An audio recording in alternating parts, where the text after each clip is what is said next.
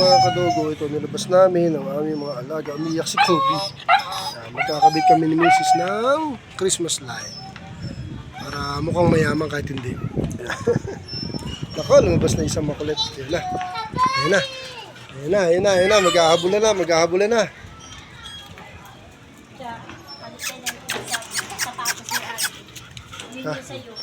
Wala, magkakabit muna kami. Kakabit muna kami ng Christmas light. Okay, ayan. Nangangalikot na si Mrs. at yung dalawa kong apo makulit. Siyempre, akong tagakabit. Mamaya ilaw naman. Right, ayan na. Natapos na namin ni Commander ang paggawa ng paglagyan ng Christmas light. Well, sa taas yung pa, wala pa eh.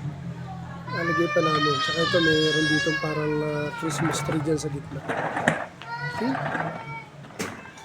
Kanti na lang, love. Okay, dito na lang mga kadogo. Thank you for watching.